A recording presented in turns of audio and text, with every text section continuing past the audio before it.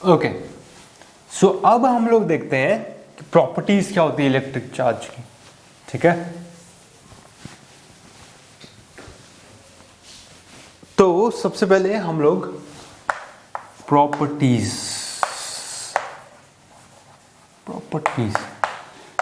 Electric charge की। तो सबसे पहली प्रॉपर्टी जो होती है इलेक्ट्रिक चार्ज की वो होती है एडिटिविटी। ये चीज याद रखो,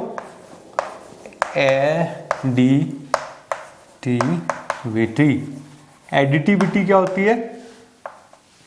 ठीक है, प्रॉपर्टीज क्या होती है कि डिफाइन कैसे होती है चीजें। मतलब जैसे मैं ये टेबल है, मैं टेबल को कैसे डिफाइन करता हूँ, इसकी प्रॉपर्टीज क्या है कि ये वुड से बना है या फिर कितना लंबा है। उसी टाइप से चार्जेस की कुछ प्रॉपर्टीज होती है कि हम उसको डिफाइन कैसे करते हैं या फिर उसके बारे में और कैसे जानते हैं। तो एक प्रॉपर्टी जो होती है चार्ज की वो होती है एडिटिविटी। एडिटिविटी क्या होती है कि चार्जेस को हम लोग जैसे नॉर्मल रियल नंबर्स होते हैं उसी टाइप से उन लोगों को हम लोग ऐड कर सकते हैं। ये एक प्रॉपर्टी होती है चार्ज की, एडिटिविटी। ठीक है, जैसे फॉर एग्जांपल मेरे पास दो नंबर है +3 और -2, तो इनको ऐड करके कितना आता है मेरे पास 1। सिमिलर वे, क्योंकि हमें पता है चार्जेस क्या होते हैं पॉजिटिव और नेगेटिव चार्ज, तो हम इन्हें रियल नंबर्स की तरह ऐड कर सकते हैं चार्ज को। जैसे अगर मेरे पास +3 चार्ज है और -2 चार्ज है तो मेरे पास नेट चार्ज क्या आएगा 1। वैसे अगर -5 चार्ज है, -1 चार्ज है, नेट चार्ज अगर कोई मेरे को बोलेगा कि ये दो चार्जेस है मेरे पास और नेट चार्ज क्या आएगा, नेट चार्जेस -6। ठीक है, तो ये एडिटिविटी एक प्रॉपर्टी होती है चार्ज की। ठीक है, तो ये चीज याद रखो। फिर उसके बाद दूसरी प्रॉपर्टी जो होती है वो होती है चार्ज इज कंजर्व्ड। ये मैंने बताया था तुम्हें, बेंजामिन फ्रैंकलिन ने दिया था कंजर्वेशन ऑफ चार्ज। ठीक है, तो ये चीज इंपॉर्टेंट है, इस चीज को ध्यान से सुनो। ये है कंजर्वेशन ऑफ चार्ज, या फिर हम कह सकते हैं चार्ज इज कंजर्व्ड। कंजर्व्ड मतलब क्या होता है या फिर कंजर्वेशन मतलब क्या होता है? कंजर्वेशन मतलब होता है कि किसी चीज को संभाल के रखा गया। कंजर्व्ड कांस्टेंट है वो, उसको हमने चेंज नहीं किया, इस चीज को हम लोग बोलते हैं कंजर्वेशन। ये चीज हमेशा याद रखना, conservation is constant. For example तुम लोग कंजर्वेशन ऑफ मास पढ़ते हो या कंजर्वेशन ऑफ मोमेंटम पढ़ते हो, कंजर्वेशन ऑफ एनर्जी पढ़ते हो, इसका मतलब है कि चीजें कांस्टेंट है, एनर्जी कांस्टेंट है, एनर्जी चेंज नहीं हुई है। ठीक है, तो वही चीज कंजर्वेशन ऑफ चार्ज होती है। कंजर्वेशन ऑफ चार्ज मतलब क्या है? जो भी चार्ज है मेरे पास वो कंजर्व्ड है, मतलब total charge of a system, अगर उस सिस्टम के ऊपर बाहर से कोई एक्सटर्नल फोर्स या बाहर से कोई एक्सटर्नल चार्ज एक्ट नहीं कर रहा, तो सिस्टम का चार्ज जो इनिशियली था वो बाद में भी होगा। लेट्स से अगर एक मोमेंट ऑफ टाइम है t1 और दूसरा मोमेंट ऑफ टाइम है t2, तो t1 और t2 पे दोनों टाइम पे अगर मैं देख रहा हूं, मैंने t1 पे देखा एक चार्ज है उस सिस्टम का नेट चार्ज। ठीक है, और अगर मैं t2 टाइम पे देख रहा हूं तो एक दूसरा नेट चार्ज, तो दोनों सेम होंगे। इसे हम कहते हैं कंजर्वेशन प्रिंसिपल। ठीक है, उसी बेसिस पे डिफरेंट कंजर्वेशंस होते हैं, conservation of mass, momentum, energy, ये सब। ठीक है, तो मैंने कहा कंजर्वेशन ऑफ चार्ज यानी कि चार्ज कांस्टेंट है। मतलब लेट्स से फॉर एग्जांपल एक मेरे पास सिस्टम है, उसका चार्ज है 0। ये कहां होता है? न्यूट्रॉन। न्यूट्रॉन का चार्ज होता है 0, कोई चार्ज नहीं होता उसके ऊपर। अब कई बार न्यूक्लियर फिजिक्स में ऐसे प्रोसेसेस होते हैं जिससे एक न्यूट्रॉन कन्वर्ट हो जाता है प्रोटॉन और इलेक्ट्रॉन। ठीक है, अब जैसे ये होता है तो प्रोटॉन का चार्ज कितना हुआ +1, इलेक्ट्रॉन का चार्ज कितना हुआ -1। अब एक टाइम पे, इनिशियल टाइम पे t1 पे इस सिस्टम का नेट चार्ज कितना है 0। अब मैं t2 पे मैंने इस सिस्टम का नेट चार्ज देखा, कितना आया +1 -1 0। तो यानी कि ये क्या हुआ? कंजर्वेशन ऑफ चार्ज हुआ। इस चीज को हम लोग कंजर्वेशन ऑफ चार्ज कहते हैं। सिस्टम का इनिशियल और फाइनल चार्ज जो है वो 0 है, नेट चार्ज 0 कांस्टेंट।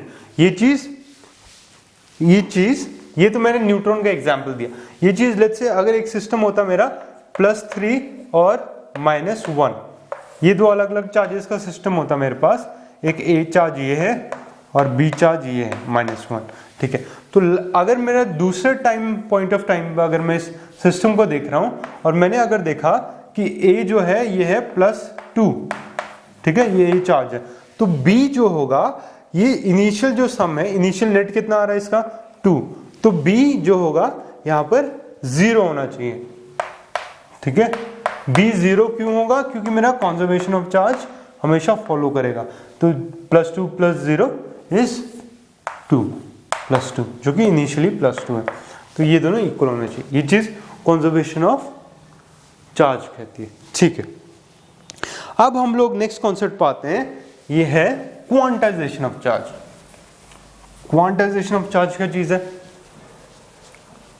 क्वांटाइजेशन हम लोग कई जगह सुनते हैं, क्वांटाइज्ड, क्वांटम, क्वांटम फिजिक्स, ये हम लोग कहाँ सुनते हैं? एटम्स पे सुना होगा तुमने, अगर एटम्स ढंग से पढ़ा होगा केमिस्ट्री में तो एटम में ही सुना होगा। ये होता है क्वांटाइजेशन, क्वांटाइजेशन ऑफ चार्ज, ठीक है। क्वांटाइजेशन मतलब क्या था? क्वांटाइजेशन एक फिनोमेना है जिसके अकॉर्डिंग कोई भी चीज क्वांटम्स में एग्जिस्ट करती है। क्वांटम्स क्या होता है? डिस्क्रीट क्वांटिटीज में एग्जिस्ट करती है, ठीक है। क्वांटम, क्वांटम या फिर इसका प्लूरल होता है क्वांटा। इसका मतलब क्या है कि मतलब चीजों की रैंडम वैल्यू नहीं होती है, मतलब क्वांटाइजेशन ऑफ चार्ज मतलब चार्ज की एक रैंडम वैल्यू नहीं होगी, कोई सी भी, मतलब तुम कह दोगे कि कोई सी भी XYZ वैल्यू होगी, नहीं, डिस्क्रीट क्वांटिटीज में एग्जिस्ट करेगा, मतलब एक डिफाइंड क्वांटिटी होगी, उसको हम क्वांटम बोलते हैं। जैसे कि फोटॉन्स का तुमने देखा होगा, क्वांटम्स में एग्जिस्ट करते हैं, मतलब फोटॉन की एक वैल्यू है, वो बेसिक वैल्यू है, उसके मल्टीपल्स में एग्जिस्ट करेंगे वो, कि मतलब अगर फोटोन x है तो 2x होगा, 3x होगा, मतलब x की वैल्यू के डिस्क्रीट पैकेट्स होंगे, डिस्क्रीट फॉर्म्स होंगे, उस पे एग्जिस्ट करेगा। सेम क्वांटाइजेशन है, क्वांटम्स में एग्जिस्ट करता है चार्ज, ठीक है, कोई भी रैंडम वैल्यू नहीं होती। एक मैं तुम्हें एग्जांपल दिखाता हूँ इस चीज का। अब जैसे ये बॉल्स है मेरे पास, ठीक है, तो चार्ज एक पैकेट में एग्जिस्ट करेगा। लेट्स से अगर ये एक बेसिक पैकेट है, एलिमेंट्री पैकेट है, तो अब जो दूसरा चार्ज होगा कॉम्बिनेशन ऑफ 2 एलिमेंट्री पैकेट्स होगा, तीसरा होगा कोई सा भी चार्ज होगा, मतलब इसके एक इंटीग्रल मल्टीपल में होगा, ठीक है। इस चीज को और डिफाइन करता तुम्हें, तो मतलब वो कोई नॉर्मल किसी भी रैंडम वैल्यूज पे नहीं होगा, एक फिक्स वैल्यू होंगी। तो कोई सा भी चार्ज अगर मेरे पास है तो वो Q इक्वल्स एनी में एग्जिस्ट करेगा। Any charge that exists in the world will be in the form of NE। n क्या है मेरा? एक इंटीग्रल मल्टीपल है, इंटीजर, n इज इंटीजर, तो इसकी वैल्यू क्या हो सकती है? -1 या फिर कुछ भी इंटीजर, 0, 1, 2, कुछ भी, लेकिन ये डेसिमल में नहीं हो सकता। क्यों नहीं हो सकता? क्योंकि क्वांटाइजेशन ऑफ चार्ज ये कहता है कि पैकेट्स में एग्जिस्ट करेंगे। किस पैकेट में? E के पैकेट में। E बेसिक एलिमेंट्री चार्ज है, एलिमेंट्री चार्ज, इसके बारे में अभी और डिस्कस करता हूं। तो ये चीज एक बार क्वांटाइजेशन को क्लियर कर लो कि क्वांटाइजेशन क्या होता है, कि जो भी चार्ज होता है वो in form of discrete quantities exist करता है। एक फिक्स्ड E है, इसी की इंटीग्रल मल्टीपल में एग्जिस्ट करेगा। ऐसा नहीं है कि मेरे पास एक E है तो फिर एक आधा E हो जाएगा या फिर 2.5, 2.5 E हो जाएगा, नहीं, वो इंटीजर में ही एग्जिस्ट करेगा, ठीक है। तो 1 E होगा या फिर 1000 E होगा। समझ गए क्या बताना चाह रहा मैं? तो ये Q है, तो चार्ज, ठीक है। तो ये E, अब मैं E पे आता हूं, तो ये क्वांटाइजेशन ऑफ चार्ज जो मैं बता रहा हूं। अब E क्या है? E मैंने कहा एलिमेंट्री चार्ज। एलिमेंट्री चार्ज क्या है? एलिमेंट्री चार्ज जो होता है E, एलिमेंट्री चार्ज होता है कि जो चार्ज एक प्रोटॉन या फिर इलेक्ट्रॉन के ऊपर होता है, उस चार्ज को मैं बोलता हूं एलिमेंट्री चार्ज, या फिर प्रोटॉन या इलेक्ट्रॉन, उस वैल्यू को मैं एलिमेंट्री चार्ज बोलता हूं। तो उसी, क्योंकि हमें पता है सो बेसिक पार्ट्स क्या होते हैं, वो एलिमेंट्री फॉर्म में एग्जिस्ट करते हैं, वो प्रोटॉन या फिर किसी भी एटम के प्रोटॉन या इलेक्ट्रॉन होता है। तो जो बेसिक पार्ट होता है वो ई के फॉर्म में होता है, तो इसलिए हम प्रोटॉन या इलेक्ट्रॉन को ई से डिफाइन करते हैं, एलिमेंट्री चार्ज से। तो इसकी वैल्यू क्या होती है? अप्रॉक्सीमेटली एग्जैक्टली इक्वल नहीं होती क्योंकि और भी डेसिमल वैल्यूज होती है, लेकिन हम लोग इसको अप्रॉक्सीमेटली नॉर्मल कैलकुलेशन के लिए 1.6 इंटू 10⁻⁻19 कूलम्स लेते हैं। ठीक है, कूलम क्या है अभी डिफाइन करता हूँ इस चीज़ को, ये यूनिट ऑफ चार्ज है, तो इसको हम लोग और एक्सप्लोर करेंगे।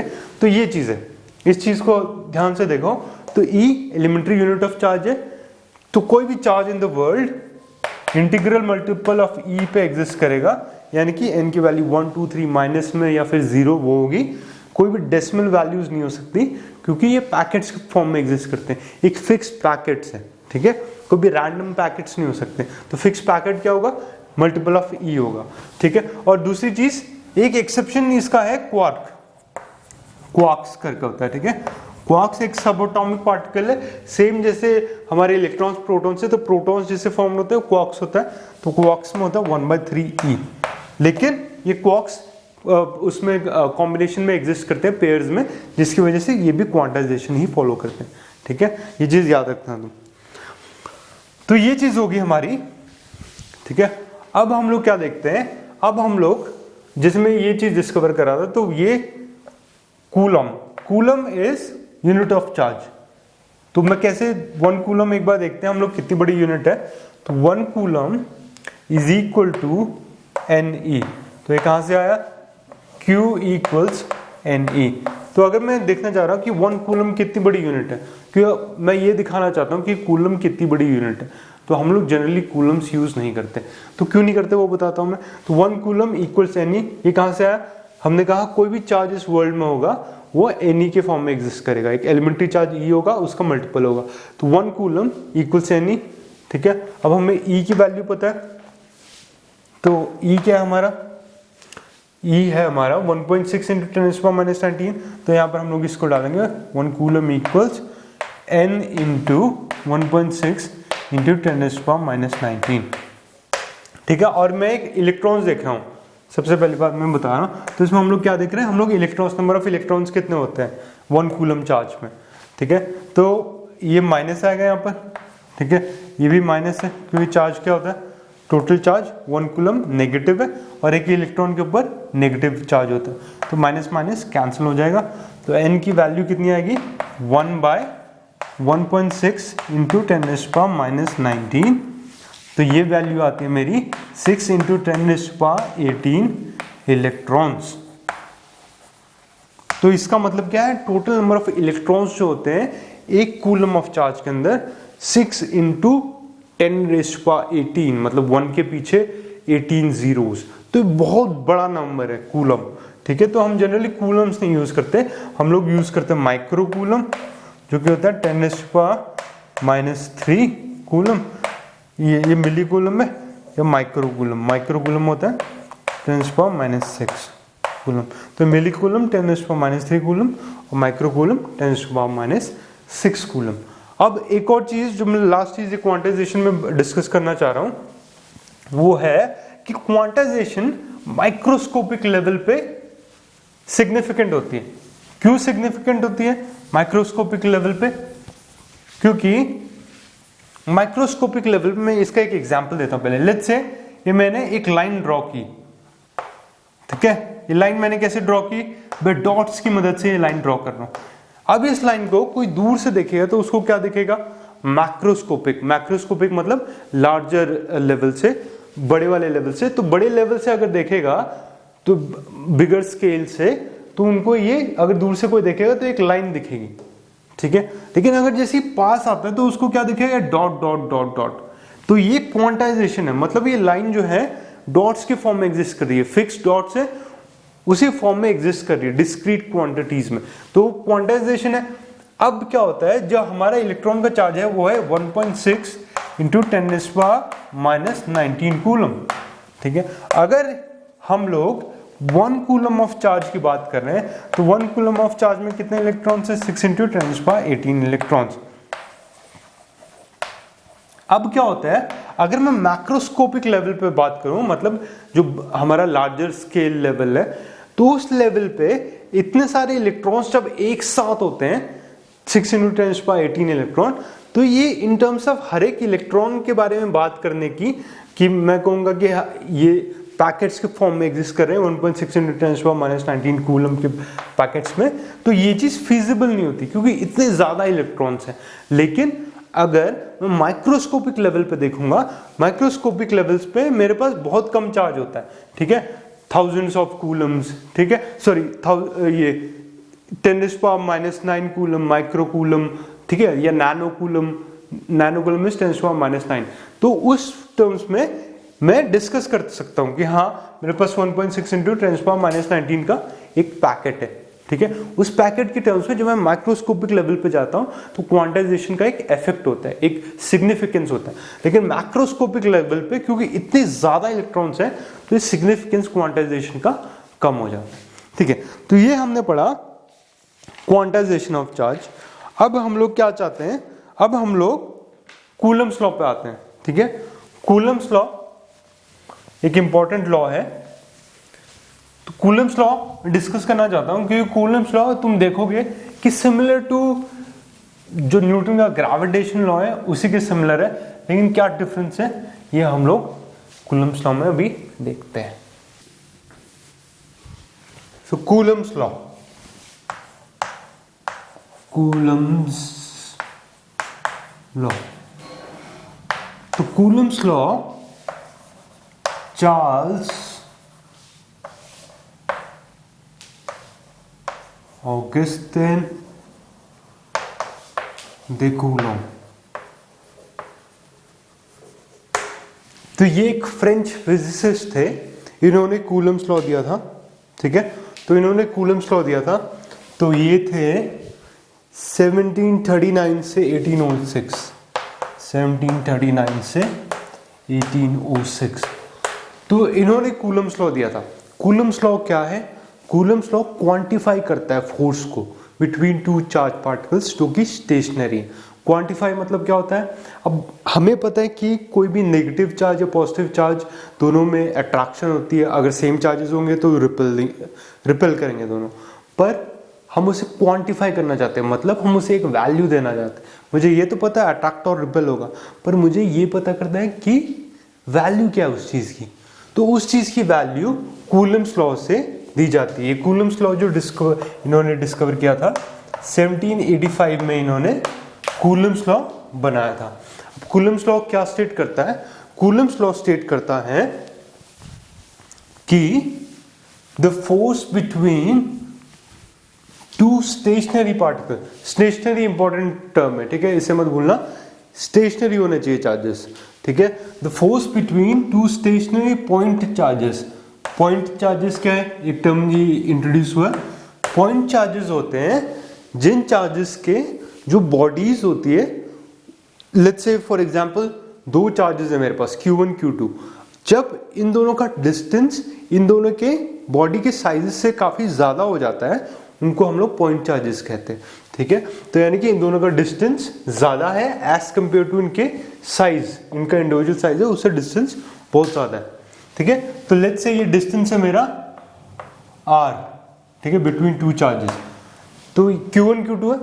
तो कूलम्स लॉ क्या स्टेट करता है, कूलम्स लॉ स्टेट करता है the magnitude of force acting between 2 point charges, stationary point charges, is directly proportional to the product of magnitude of the charges Q1 Q2, ठीक है। ये चीज हमेशा याद रखना, ये अभी हम कूलम्स लॉ है वेक्टर फॉर्म में नहीं हम डिनोट करें, अभी हम मैग्नीट्यूड की बात हो रही है यहाँ पर, फोर्स का मैग्नीट्यूड क्या मतलब इसकी वैल्यू क्या, तो ये कह रहा है force is directly proportional to the product of charges and force acting जो है वो inversely proportional to square of distance between the charges, जो डिस्टेंस r है उसके स्क्वायर के इनवर्सली प्रोपोर्शनल है, ठीक है। इसको हम 1 कहते हैं, इसको हम लोग 2 कहते हैं, ये चीज है, ये मैग्नीट्यूड ऑफ फोर्स है। अब मैं कंबाइनिंग 1 and 2 मुझे क्या मिलता है, कंबाइनिंग 1 and 2 मुझे मिलता है F equals Q1 Q2 by r square, F is directly proportional, ठीक है। तो ये रिजल्ट मेरे को मिलता है कंबाइनिंग 1 और 2, F directly proportional to Q1 Q2 by r square है। अब मुझे प्रोपोर्शनलिटी कांस्टेंट हटाना है यहाँ से, जब मैं प्रोपोर्शनलिटी कांस्टेंट यहाँ से हटाता हूँ तो मुझे क्या मिलता है यहाँ पर वैल्यू, तो वहां से मैं आया यहाँ पर। तो अगर मैं प्रोपोर्शनैलिटी सिंबल हटाऊंगा तो एक कांस्टेंट मुझे लगाना पड़ेगा यहाँ पर। तो यहाँ पर K आ गया Q1 Q2 by r square, ठीक है। तो ये चीज है, force is equal to Q1 Q2 by r square. Magnitude of force की बात हो रही। अभी हम लोग यहाँ पर डायरेक्शंस की बात नहीं कर रही। कूलम्ब्स लॉ में हमेशा याद रखो कि जब हम लोग स्टेट करें इनिशियल में वेक्टर्स का कोई वो नहीं है, यहाँ पर कोई भी इंडिकेशन नहीं है, बस यहाँ पर मैग्नीट्यूड की बात हो रही है। तो magnitude of force is directly proportional to Q1 is equal to Q1 Q2 by r square, ठीक है। ये मेरा कूलम्ब्स लॉ स्टेट करता है, ये मैग्नीट्यूड है यहाँ पर, ठीक है। मैग्नीट्यूड हम लोग ऐसे डिनोट करते हैं। अब यहाँ पर इस K की वैल्यू जो होती है, K होता है हमारा 1/4 पाई एप्सिलॉन नॉट, ठीक है। 1/4 पाई एप्सिलॉन नॉट। और ये एप्सिलॉन नॉट जो होता है, एप्सिलॉन नॉट को हम लोग कहते हैं परमिटिविटी ऑफ फ्री स्पेस। क्या कहते हैं? Permittivity of free space. अब इसका मतलब क्या है? परमिटिविटी ऑफ फ्री स्पेस कि कितना परमिट करता है हमें फ्री स्पेस। फ्री स्पेस मतलब वैक्यूम, जहां कुछ भी नहीं है। ये जो दो चार्जेस है, ये वैक्यूम में इनकी वैल्यू ये आ रही है, ठीक है। ये हमेशा याद रखो, जब ये वैक्यूम में बीच में कोई मैटर नहीं है, क्योंकि अगर इनके बीच में कोई मैटर होगा तो फिर वो भी पोलराइज होगा, वो भी चार्ज होगा। तो इस फोर्स की वैल्यू ये नहीं होगी। ये फोर्स की वैल्यू तब है जब इन दोनों के बीच में कुछ नहीं है, फ्री स्पेस है, वैक्यूम है। फ्री स्पेस मतलब वैक्यूम।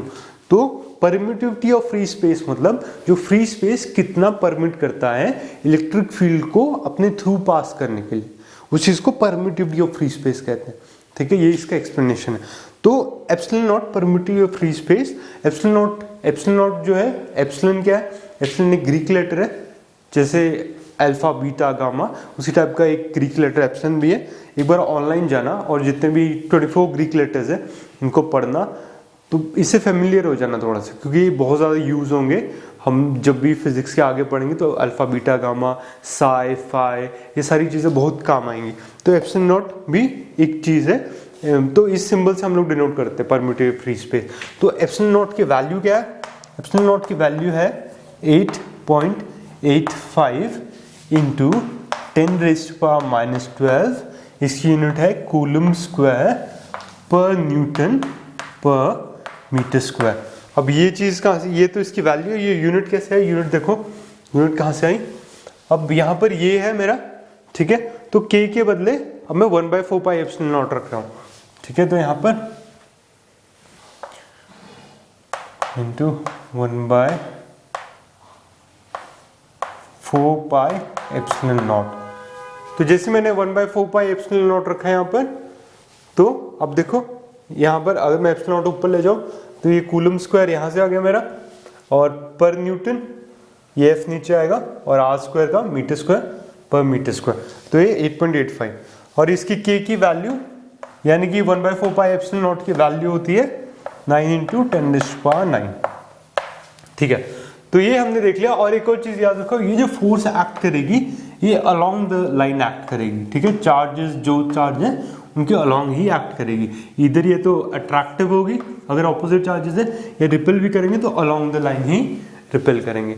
हमेशा ये चीज याद रखो, ठीक है। तो हाँ, एक और चीज, ये डिस्कवर किया था कूलम ने, ये यूज किया था कूलम ने, इंस्ट्रूमेंट जो यूज किया था उसको बोलते हैं टॉर्शन बैलेंस, टॉर्शनल बैलेंस, ठीक है। ये सेम चीज कैवेंडिश ने भी यूज की थी ग्रेविटेशनल जी की वैल्यू डिस्कवर करने के लिए। जो जी ग्रेविटेशनल कांस्टेंट वाला जी होता है, कैपिटल जी, वो डिस्कवर सेम इंस्ट्रूमेंट से की थी कैवेंडिश ने। तो इन्होंने भी, कूलम ने भी सेम चीज यूज की थी। ये अब एक चीज में दिखाता हूं तुम लोगों को कि जो F इक्वल्स, सो इसको हम कूलम फोर्स भी बोलते हैं, कूलम्बिक फोर्स या electrostatic force equals 1/4 pi epsilon naught into Q1 Q2 by r square, ठीक है। ये भी मैग्नीट्यूड की बात हो रही है, हमेशा याद रखो अभी। तो ये चीज़ है। अब पहले उन्होंने क्या किया, कैसे किया होगा कूलम ने पहले क्या किया कि Q1 Q2 को कांस्टेंट रखा, ठीक है, वैल्यू कांस्टेंट रखी, R को चेंज किया। सेम उसी टाइप में फिर सेकंड केस में क्या किया, R को चेंज किया, R को कांस्टेंट रखा और Q1 Q2 को चेंज किया। तो इससे फिर कॉम्बिनेशन से जो रिजल्ट आया वो ये है। और ये देखो, ये है हमारा ग्रेविटेशन फोर्स, इसकी वैल्यू क्या होती है, G m1m2 बाय r²। अब ये देखो, ये दोनों सिमिलर है, Q1 Q2 m1 m2 r², बस यहाँ पर इस वैल्यू के बदले यहाँ पर G है, कैपिटल G, ठीक है, 6.67 × 10⁻11 जिसकी वैल्यू होती है। तो ये सिमिलर है, ठीक है, लेकिन ग्रेविटेशन हमेशा अट्रैक्टिव होती है, ग्रेविटेशन फोर्स ये रिपल्सिव भी हो सकती है और या अट्रैक्टिव भी हो सकती है, रिपेलिंग या attractive based on charge opposite है कि सेम चार्जेस है, ठीक है। तो ये सिमिलैरिटी है ग्रेविटेशन फोर्स और हमारे कूलम्बिक फोर्स, या इसको कूलम्बिक फोर्स भी बोलेंगे या फिर इलेक्ट्रोस्टैटिक फोर्स भी बोल सकते हैं, ठीक है। अब हम लोग क्या चाहते हैं, अब हम लोग कूलम्स लॉ को वेक्टर फॉर्म में डिनोट करना चाहते हैं। तो रीजन क्या है, क्योंकि फोर्स है, कूलम्स लॉ क्या देता है, फोर्स ही देता है, फोर्स को क्वांटिफाई करता है। अब वो फोर्स एक वेक्टर है, फोर्स तो पता है हमें वेक्टर है, तो हमें वेक्टर फॉर्म में उसे डिनोट करना पड़ेगा, क्योंकि हमें जब तक डायरेक्शन नहीं पता चलेगी तब तक उस फोर्स का मतलब क्या है। अभी तक हमने क्या किया, अभी तक हमने मैग्नीट्यूड किया, लेकिन हमें उसका डायरेक्शन भी चाहिए, क्योंकि जब तक डायरेक्शन नहीं है उस फोर्स की तब तक उसका कोई मतलब नहीं है उस फोर्स का, ठीक है। तो अब हम क्या करते हैं, वेक्टर फॉर्म में कूलम्ब्स फोर्स को डिस्कस करते हैं। तो वेक्टर फॉर्म के लिए हम लोग क्या करेंगे, कुछ चीजें डिफाइन करेंगे, ठीक है। एक पोजीशन वेक्टर होता है, पोजीशन वेक्टर क्या होता है, किसी भी ऑब्जेक्ट का स्पेस में उसका पोजीशन डिनोट करता है, तभी हम लोग उसे वेक्टर कहते हैं। वेक्टर क्या होता है, जिसकी मैग्नीट्यूड और डायरेक्शन दोनों होती है। तो किसी भी ऑब्जेक्ट का, लेट्स से किसी स्पेस में मेरे पास एक ऑब्जेक्ट है, तो उसको एक ओरिजिन से, एक जो बेसिक ओरिजिन होता है जिससे सारी चीजें डिफाइन होती है, वो हम लोग पोजीशन वेक्टर बोलते हैं। तो लेट्स से मेरे पास दो चार्जेस हैं और दोनों मैं अज्यूम क्या कर रहा हूँ, पॉइंट चार्जेस, पहला अजम्पशन, और दूसरा दोनों पॉजिटिव अज्यूम कर रहा हूँ। क्यों अज्यूम कर रहा हूँ, ये सिंप्लिसिटी के लिए। हम लोग पॉजिटिव नेगेटिव भी कर सकते हैं या फिर नेगेटिव नेगेटिव भी कर सकते हैं, लेकिन हम लोग क्या करते हैं, एक जनरल इक्वेशन इससे डिराइव करते हैं पॉजिटिव से, और उससे हम लोग अगर लेट्स से हमें नेगेटिव चेंज करना है या पॉजिटिव चेंज करना है, तो हम लोग उसमें साइन चेंज करते हैं जनरल इक्वेशन में। तो जनरल के लिए ये पॉजिटिव ही हम लोग कंसिडर करते हैं। तो दो पॉइंट चार्जेस हैं, मैंने कहा Q1 और दूसरा पॉइंट चार्ज है मेरे पास Q2, इसको यहाँ बना देता हूँ Q2, ठीक है, Q1 Q2।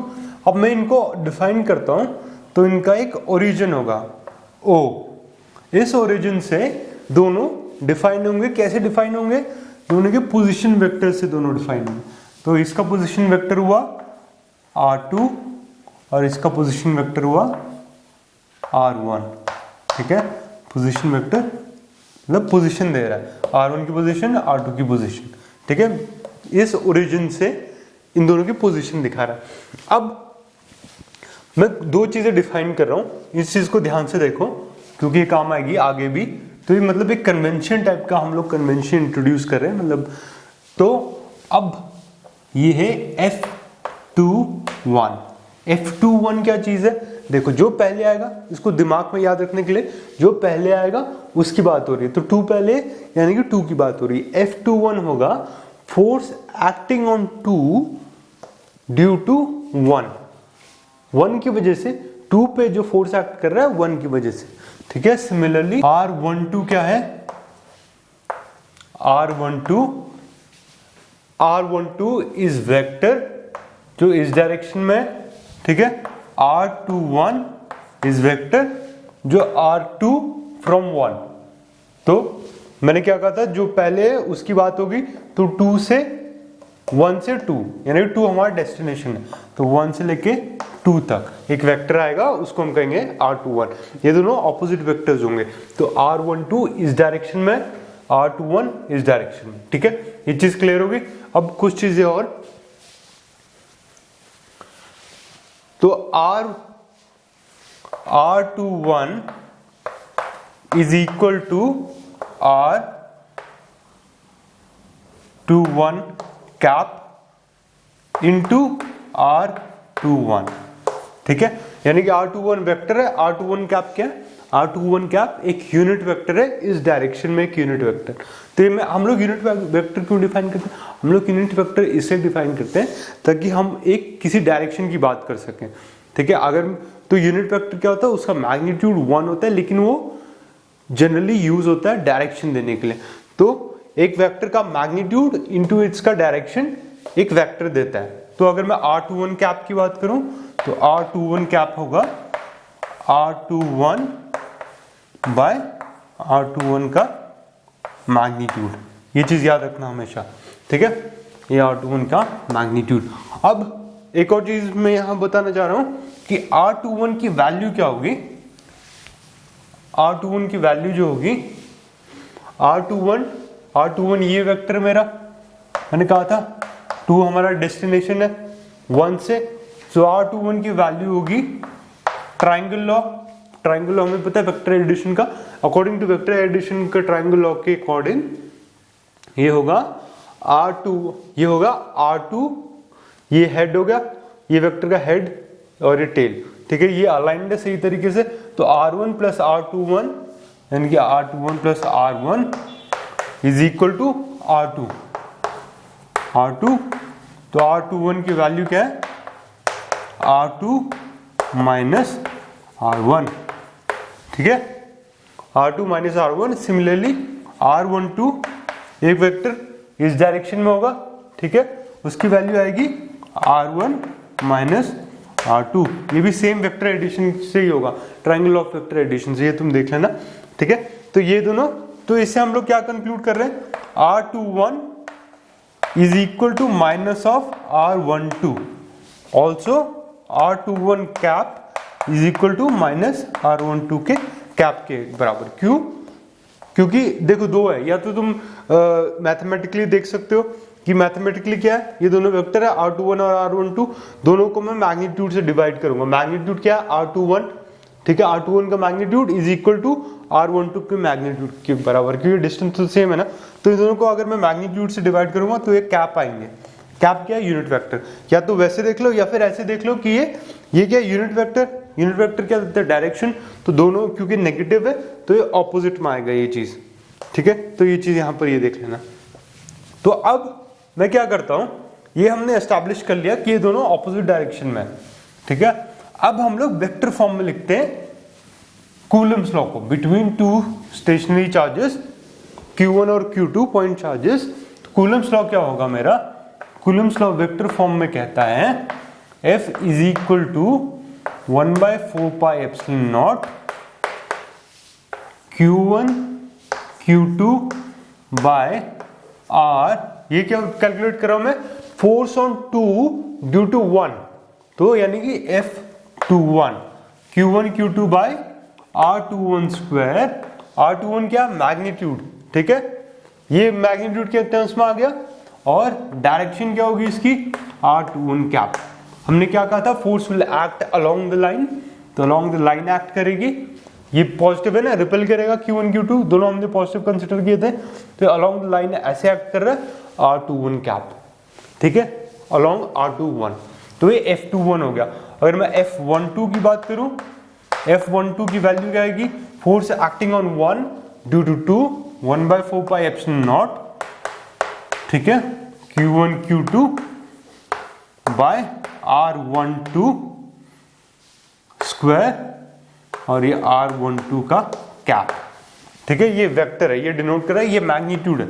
हमेशा याद, कंफ्यूजन नहीं होना चाहिए, पूरी क्लैरिटी। ये मैग्नीट्यूड है, ये वाला पोर्शन, ये क्या है, ये वेक्टर है, ये बताएगा मेरे को कि किस डायरेक्शन में फोर्स एक्ट कर रही है। अगर अब ये देखो, अगर इनमें से कोई भी चार्ज नेगेटिव होगा, तो अगर लेट्स से Q1 नेगेटिव है, अगर मैं यहाँ Q1 नेगेटिव डालूंगा तो इस F12 क्या आएगा, force acting on 1 due to 2। अगर Q1 नेगेटिव है तो R12 इस साइड पर, तो ऑपोजिट डायरेक्शन में ये आ जाएगा फोर्स। तो यानी कि force acting on Q1 due to Q2 is this direction. अगर Q1 नेगेटिव है तो ये उस साइन कन्वेंशन का हमेशा ध्यान रख लेता है ये R12, ठीक है, जो यूनिट वेक्टर है। तो इतना याद रखो। तो अभी के लिए क्या हम देख रहे हैं कि F21 और F12 में अगर देखूं तो बस एक फर्क क्या दिख रहा है मुझे, R12 और R21 का फर्क दिखा है। और हमने क्या ऑलरेडी बता चुके हम लोग कि ये दोनों ऑपोजिट डायरेक्शन में, R21 इज माइनस R12। तो यहां से हम लोग क्या कंक्लूड कर सकते हैं, F12 is equal to minus of F21। ये हमारा क्या है, न्यूटन्स थर्ड लॉ। तो यानी कि हमारा कूलम्बिक फोर्स भी न्यूटन्स थर्ड लॉ ऑबे करता है कि इक्वल एंड ऑपोजिट एक्शन होगा। ठीक है, जब भी फोर्सेस एक्ट कर रही हैं इक्वल एंड ऑपोजिट एक्ट कर रही है फोर्सेस। तो ग्रेविटेशन और इसमें ये डिफरेंस है कि ग्रेविटेशन कभी भी रिपल्शन वाली नहीं होती, हमेशा अट्रैक्टिव होती है, इसमें रिपेलिंग भी होती है। ठीक है, ये डिफरेंस है। अब हम लोग क्या देखते हैं, अब मल्टीपल चार्जेस का हम लोग केस देखते हैं। हमने ये तो देख लिया, दो जब भी एक्ट कर रहे हैं दो बॉडीज पे तब तो ठीक है, हमने ये देख लिया। लेकिन अगर मेरे पास मल्टीपल चार्जेस तो कैसे कैलकुलेट करूंगा मैं, तो उसके लिए हम लोग क्या करते हैं, मल्टीपल चार्जेस के लिए तो हम लोग पहले 3 चार्जेस लेंगे, क्योंकि 2 से बड़ा नंबर क्या है 3। उसके बाद हम लोग जनरलाइज करेंगे पूरे n चार्जेस के लिए। ठीक है, तो पहले मैं 3 चार्जेस लूंगा। तो देखो ध्यान से देखो, सिंपल सी चीज है, बस कॉन्सेप्ट हमारे जो हमने उस केस में देखा था 2 चार्जेस में, तो 3 चार्जेस के केस में क्या होगा वो चीज हम देख रहे हैं। तो लेट्स से अगर मेरे पास एक चार्ज है Q1, इसको यहां बनाता हूं, एक चार्ज है Q1, दूसरा चार्ज है Q2 और एक चार्ज है Q3, और तीनों मेरे पास पॉजिटिव चार्ज है। पॉजिटिव चार्ज क्यों, क्योंकि वो सिंप्लीफिकेशन इजी होता है और हम लोग इजीली बाकी चीजें भी उससे जनरलाइज कर सकते हैं, जो नेगेटिव पॉजिटिव साइड आएगा। तो अब अगर मैं ये देखो, force acting on Q1 due to Q2, वो क्या होगा, रिपल्सिव फोर्स होगा और अलोंग द लाइन एक्ट करेगा, तो ये है। और इसकी वैल्यू क्या होगी, F1 due to 2, force acting on 1 due to 2, due to 2।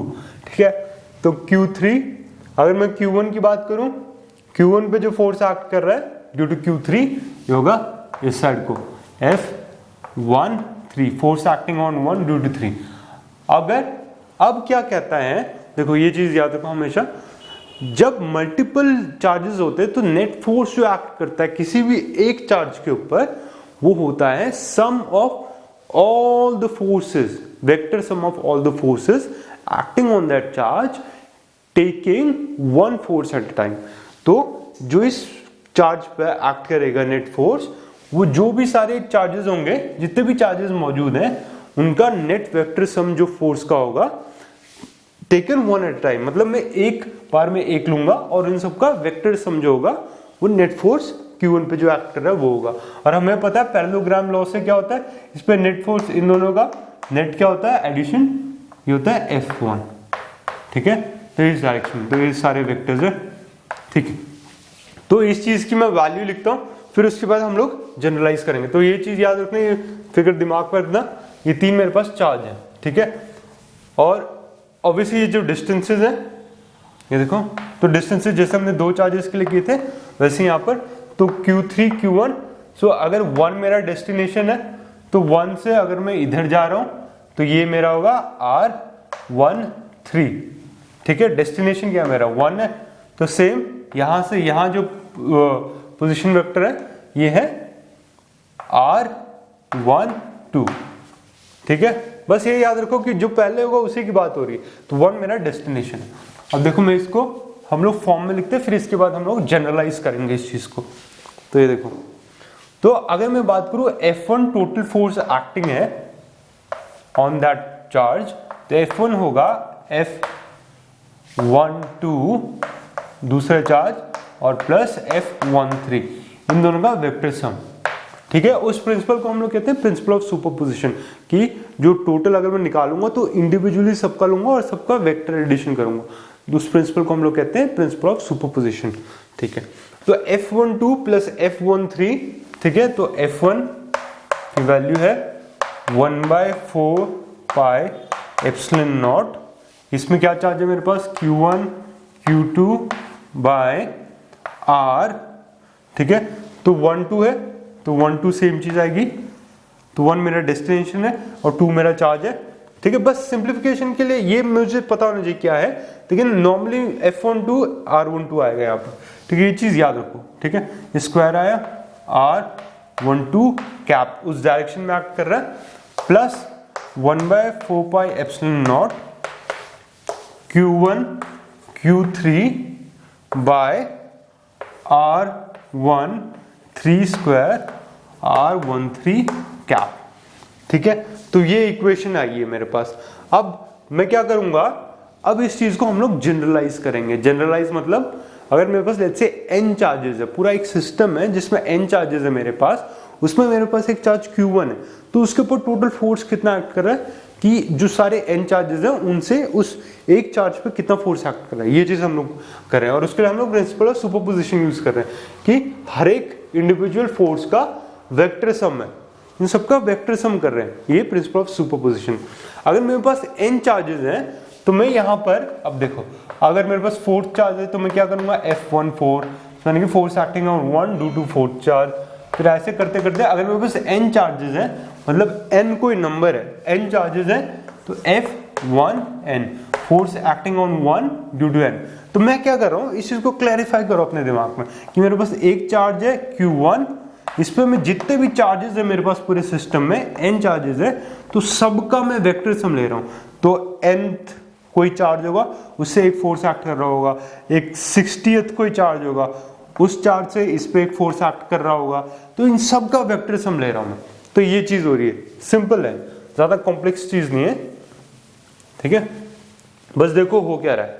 तो यहाँ पर ये चीज मैं डिटरमिन कर रहा हूँ। ये चीज मैं क्यों डिटरमिन कर रहा हूँ, क्योंकि कोई सा भी चार्ज रहता है कहीं पे, मेरे को एक तरीका है, ये एक हम कह सकते हैं एक टेक्निक है जिससे हम लोग नेट फोर्स डिटरमिन कर सकते हैं किसी भी चार्ज के ऊपर, ठीक है। तो ये मेरे पास है। अब मैं इस इक्वेशन को अगर मैं बढ़ाते जाऊं तो देखो, तो लास्ट में मेरे पास क्या आएगी, एक value 1/4 pi epsilon naught Q1 Qn by R1n n square R1n cap, ये वैल्यू आ रही है, ठीक है। ये मैंने बस जनरलाइज किया, कुछ नहीं किया, और सिंपल चीज है, मुझे पता है R1n क्या है, 1 और n के बीच में चार्ज, 1 और nth कोई चार्ज है उसके बीच में डिस्टेंस कितना है R1n, और R1n कैप क्या है, एक यूनिट वेक्टर है जो 1 डेस्टिनेशन है मेरी से n से 1 मेरी डेस्टिनेशन तक आ रहा है, तो n से एक पोजीशन वेक्टर जो मेरे पास फर्स्ट चार्ज की ओर आ रहा है। तो ये चीज है। अगर मैं इसमें देखूं क्या क्या कॉमन आ सकता है मेरे पास, फिर बस 1/4 पाई एप्सिलॉन नॉट कॉमन आ सकता है, और क्या कॉमन आ सकता है मेरे पास, Q1, ठीक है। तो ये दो चीजें कॉमन आ सकती हैं। तो देखो अभी एक हम जनरलाइज फॉर्म लिखेंगे तो क्लैरिफाई हो जाएगा हम लोग क्या करना चाह रहे हैं यहाँ पर। ये देखो, तो ये मेरे पास नेट फोर्स क्या है, F1 मेरी नेट फोर्स है, ये F1 क्या है, net force acting on charge 1, ठीक है। तो ये देखो 1/4 पाई एप्सिलॉन नॉट, ये हमने कॉमन ले लिया, एक Q1 कॉमन ले लिया, और अंदर क्या बचा हमारा, तो ये देखो एक जनरल फॉर्म आएगा। जनरल फॉर्म क्या है, Q2, फिर उसके बाद Q3, ये R12 ऐसे आ रहा है। अब मैं एक जनरल फॉर्म लिखूंगा, देखो मैं कैसे लिखता हूं, फिर उसके बाद मैं एक्सप्लेन करता हूं इसको। तो ये है समेशन, समेशन मतलब इन सब का सम, तो ये है Q1 Qi bye R1i square, ठीक है, R1i कैप, ठीक है। और ये i की वैल्यू 2 से लेके n तक है, ठीक है। ये देखो अब जनरलाइज फॉर्म हमने क्या किया हुआ है, इसको एक बार सेपरेट करते फिर इसके बाद मैं डिलीट करता हूँ इसको। तो देखो Qi, ठीक है, तो i इक्वल 2 to n लिया हुआ है, तो हमने जनरल फॉर्म लिखा है, ये इसी का शॉर्ट वर्जन है, सबको ऐड करके ये चीज आ रही है। देखो अब मैं क्या कर रहा हूँ यहाँ पर, अगर मैं i की वैल्यू 2 डालूंगा तो Q2 बाय R12 कैप, ये वाली वैल्यू आ गई। और फिर i की वैल्यू इसी के बाद 2 एक बार डल गई, फिर 3 डलेगी, फिर 3 में ये वाली इक्वेशन आएगी मेरे पास, ठीक है, ये वाली वैल्यू आएगी। फिर उसके बाद अगर मैं 3 के बाद 4 डालूंगा फिर एक आएगी। अगर i की वैल्यू जब n पे जाएगी तो n से ये वाला फॉर्म आएगा, ठीक है। Q1 और बाय 4 पाई एप्सिलॉन मैंने बाहर दे लिया, तो ये चीज आएगी। तो एक जनरलाइज फॉर्म है इस सब का, ये चीज याद रखो, सिंपल है, कुछ नहीं है, बस देखना है कि मैं क्या कर रहा हूं और क्यों कर रहा हूं। ये क्यों कर रहे हैं हम लोग, एक बार फिर से हम लोग चार्ज डिटरमिन, फोर्स डिटरमिन कर रहे हैं किसी भी बॉडी पे, नेट फोर्स क्या होगा, ठीक है। अगर मेरे पास एक चार्ज पे मैं फोर्स डिटरमिन करूंगा, जब अगर मेरे पास पूरा n चार्जेस एक साथ है, तो उसके प्रिंसिपल ऑफ सुपरपोजिशन हम लोग यूज करेंगे। ओके, तो इस चैप्टर में हमने क्या पढ़ा, अभी तक जो भी हमने पार्ट पढ़ा, इस पार्ट में हमने पढ़ा कि चार्जेस, इलेक्ट्रिक चार्जेस क्या होते हैं, किसी बॉडी को इलेक्ट्रिक चार्ज हम कैसे करते हैं, और डिफरेंट क्यों कोई बॉडी चार्ज होती है, ये सारी चीज़ें पढ़ी, और हमने प्रॉपर्टीज ऑफ चार्ज भी पढ़ा। अब आने वाले नेक्स्ट पार्ट में हम लोग पढ़ेंगे इंपॉर्टेंट, और हमने इस पार्ट में कूलम्स लॉ भी पढ़ा, आने वाले पार्ट में हम लोग पढ़ेंगे इलेक्ट्रिक फील्ड के बारे में और गॉस लॉ के बारे में। ये सारी चीज़ें जो भी अभी तक हमने पढ़ी, ये सारी लाइफ से रिलेटेड है। तुम अपने आसपास चीज़ें देखो, जैसे तुम किसी स्केल को चार्ज करते हो अपने सर पे, हेयर पे यू रब करके चार्ज करोगे, तो अब जब भी ये चार्ज करके एक्सपेरिमेंट जो मैंने अभी दिखाया था स्केल को चार्ज करने वाला, इसको जब भी तुम करोगे तो एक नए व्यू से उस चीज़ को, नए माइंडसेट से उस चीज़ को देखोगे, कि पहले तो हमें पता नहीं था लेकिन अब हमें पता है, तो नया पॉइंट ऑफ व्यू से उसको देखो और ये चीज़ें सोचो जो हमने पढ़ी, ठीक है। तो जाने से पहले मैं कुछ चीज़ें लिखता हूँ एजुकेशन के बारे में, तो उसी में एक थॉट है, ठीक है। तो ये है, your text books are books of secret, they let you know all the secrets that govern the magical world you see around you. Thank you.